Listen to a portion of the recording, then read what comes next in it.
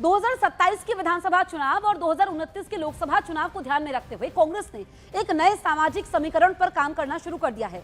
Party दलित और मुस्लिम समुदायों को एक साझा मंच पर लाने की कोशिश कर रही है। दिल्ली से शुरू हो रहे इस अभियान को कांग्रेस सामाजिक न्याय की लड़ाई बता रही है, जबकि बीजेपी से वोट बैंक की राजनीति करार दे रही है। सवाल यह है कि क्या ये नया समीकरण कांग्रेस की राजनीतिक जमीन को मजबूत कर पाएगा? तो देखिए, 2027 के विधानसभा चुनाव और 2029 के लोकसभा चुनाव को ध्यान में रखते हुए कांग्रेस ने नया सामाजिक समीकरण पर काम करना शुरू कर दिया है।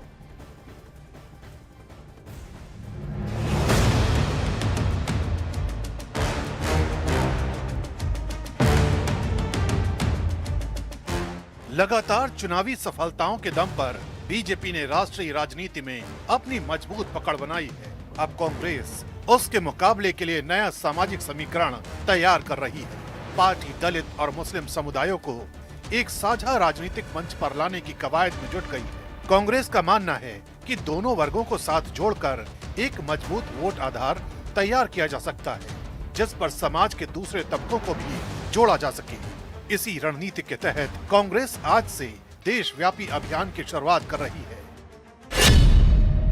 कांग्रेस की अल्पसंख्यक विभाग के अध्यक्ष इमरान प्रताप गढ़ी और एससी विभाग के चेयरमैन राजेंद्र पाल गौतम की पहल पर दलित मुस्लिम आउटरीच अभियान की शुरुआत हो रही है। इस अभियान के जरिए कांग्रेस समाज के दो बड़े वर्गों को एक साझा मंच पर लाने की कोशिश कर रही है। देश में दलित आबादी करीब 17 से 20% है और मुस्लिम आबादी लगभग 14% मानी जाती है।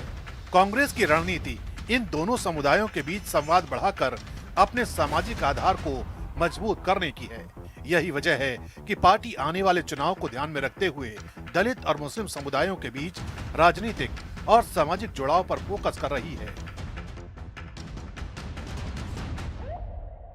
कांग्रेस के अल्पसंख्यक विभाग और एससी विभाग ने कई दौरों की बैठक के बाद इस योजना को अंतिम रूप दिया है। पार्टी की नजर दलित और मुस्लिम समुदाय की संयुक्त सामाजिक ताकत पर है। दिल्ली के बाद पंजाब, उत्तर प्रदेश, गोवा, उत्तराखंड और गुजरात में भी ऐसे सम्मेलन आयोजित किए जाएंगे। कांग्रेस का मानना है कि कई राज्यों में दलित और मुस्लिम आबादी मिलाकर 35 से 40% तक प्रभाव रखती है और यही उसके अभियान का आधार है। कांग्रेस पार्टी एक संजीदा पार्टी है, गंभीर पार्टी है। इन सारे मुद्दों को उठाते हुए आज हमारा एससी डिपार्टमेंट और माइनॉरिटी डिपार्टमेंट कल को एक मीटिंग कर रहा है, जिसमें हम पूरे राष्ट्र की एक नीति तय करेंगे। उसमें भी हम ऐसे लोगों को तलाश रहे हैं जो दलित, जो पिछड़े और इसके दलित के साथ साथ जो जनरल कैटेगरी के गरीबों के भी दुख दर्द को गंभीरता से लेते हैं। ऐसे तमाम लोगों को जोड़ के आदरणीय खड़गे जी और राहुल गांधी जी, वेणुगोपाल जी, सोनिया जी, प्रियंका जी, अब तमाम सीनियर वरिष्ठ नेताओं के सामने हम एक पूरा रोड मैप रखेंगे और पूरे देश में भारतीय जनता पार्टी को जवाब देने की हमारी तैयारी है और वो हम देंगे। जब विधानसभा के या लोकसभा के चुनाव आते हैं तो कांग्रेस और उसके नेता राहुल गांधी जी एक नई चाल लेकर देश के सामने आते हैं। जिन 2-4 स्टेट्स में उनकी सरकार बची है, उनमें कौन वो दलितों के लिए काम कर रहे हैं? वह ये झूठी बातों में जनता को गुमराह करना कांग्रेस छोड़ दे। इन नीतियों के कारण ही कांग्रेस इतने दिनों से सत्ता से बाहर है। कांग्रेस की रणनीति सिर्फ सम्मेलन तक सीमित नहीं है। पार्टी की नजर उत्तर प्रदेश में बीएसपी के कमजोर पड़ते जनाधार पर भी है। वहीं पंजाब में चरणजीत सिंह चन्नी जैसे दलित चेहरे को आगे रखकर समर्थन बढ़ाने की कोशिश की जा रही है। कांग्रेस को भरोसा है कि 2024 में संविधान और सामाजिक न्याय के मुद्दे ने उसे राजनीतिक बढ़त दिलाई थी। पार्टी के चुनावी रणनीतिकार सुनील कोनुगोलू का मानना है कि इसी नैरेटिव ने 2024 में कांग्रेस को 99 सीटों तक पहुंचने में मदद की थी। राहुल गांधी भी लगातार दलित, आदिवासी, मुस्लिम और अन्य वंचित वर्गों के मुद्दे को खोलकर उठाने की वकालत करते रहे हैं। पार्टी अब इसी सामाजिक और राजनीतिक लाइन को आगे बढ़ाते हुए एक स्थायी वोट आधार तैयार करना चाहती है। लेकिन बीजेपी के गुलाम अली खटाना का कहना है कि कांग्रेस के शासनकाल में ही मुस्लिम समुदाय सबसे ज्यादा हाशिए पर रहा। मुझे लगता है कांग्रेस ने पूरे देश के मुसलमानों के साथ जो खेला करा है पिछले 70 सालों में, उसको एक वोट बैंक तक महदूद रखा है और एक देश का मुसलमान जो है वो हाशिए पे है।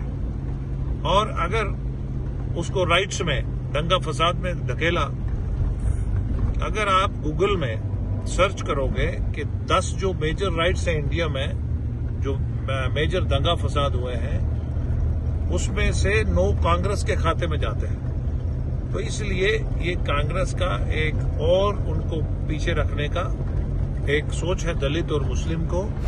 साफ है, कांग्रेस आने वाले विधानसभा और लोकसभा चुनावों से पहले अपने पारंपरिक सामाजिक गठजोड़ को नए सिरे से मजबूत करने की रणनीति पर तेजी से काम कर रही है। दिल्ली से अरुण सिंह, न्यूज़ 18 इंडिया।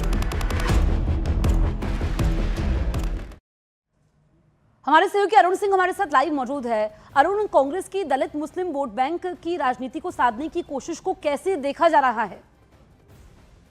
देखिए, अगले साल लगभग 6 राज्यों में विधानसभा चुनाव है और उसके बाद 2029 में लोकसभा चुनाव है। कांग्रेस पार्टी एक समय मजबूत आधार पर जो टिकी हुई थी और राज्य दर राज्य उसकी सरकारें बनती थी, केंद्र में सरकार बनती थी, उसके पीछे दलित और मुस्लिम ये दो एक सॉलिड वोट बैंक थे जिनकी आबादी लगभग 30 से 34% के बीच इस देश में है और कई राज्यों में तो 35 से 40% के बीच में है। तो उसी वोट बैंक को वापस पाने के लिए दलित मुस्लिम दोनों कम्युनिटीज को एक साथ एक मंच पर ला करके उनके अंदर एका उत्पन्न करने की कांग्रेस पार्टी की रणनीति है। कांग्रेस को ऐसा लगता है कि कई राज्यों में, जैसे पंजाब है, वहां चरणजीत सिंह चन्नी जैसे दलित नेता को आगे अगर हम करेंगे तो जरूर दलितों का समर्थन हासिल करेंगे। उत्तर प्रदेश में देखिए, जो दलित और बैंक था कांग्रेस का, वो विभिन्न राज्यों में जो क्षेत्रीय पार्टियां उनके पास चला गया था। उत्तर प्रदेश की बात करिए, दलित वोट बैंक मायावती के पास चला गया था, मुस्लिम वोट बैंक चला गया था अखिलेश यादव के साथ। अब कांग्रेस इस जुगत में, इस कोशिश में है कि अपने खोए हुए जनाधार को वापस पाया जाए। तो कैसे वापस पाएंगे, उसी की रणनीति बनानी है। सबसे पहले शुरुआत में जो बुद्धिजीवी है समाज के, दलित या मुस्लिम, सामाजिक सरोकार से जो लोग जुड़े हुए हैं, एनजीओ के जो लोग हैं, बुद्धिमान जो लोग हैं, लेखक जो लोग हैं, पत्रकार जो लोग हैं, जो लोग समाज को दिशा देते हैं, ऐसे सभी लोगों को एकजुट लाकर के एक मंच पर लाकर के दलित कांग्रेस और माइनॉरिटी कांग्रेस का साझा उपाय है ये।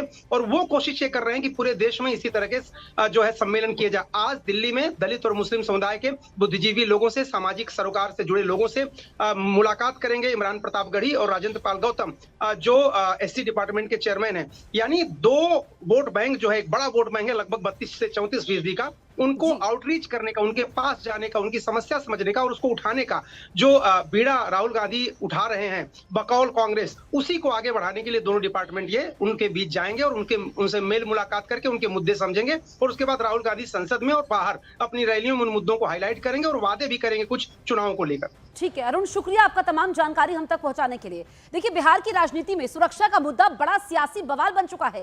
राष्ट्रीय जनता दल प्रमुख लालू प्रसाद यादव और पूर्व मुख्यमंत्री राबड़ी देवी ने अपनी सुरक्षा में कटौती के विरोध में सभी सुरक्षा कर्मियों को वापस लौटा दिया है। पटना स्थित आवास से तैनात सुरक्षाकर्मी बाहर निकल गए, जिसके बाद इस पूरे घटनाक्रम ने राजनीतिक रंग पकड़ लिया है। दरअसल बिहार सरकार ने हाल ही में वीआईपी सुरक्षा की समीक्षा के बाद लालू प्रसाद यादव और राबड़ी देवी की Z+ सुरक्षा वापस ले ली थी। अब उन्हें बिहार स्पेशल आर्म्ड पुलिस के जरिए सीमित सुरक्षा देने का फैसला किया गया है। वहीं तेज प्रताप यादव की Y श्रेणी की सुरक्षा भी हटा दी गई है।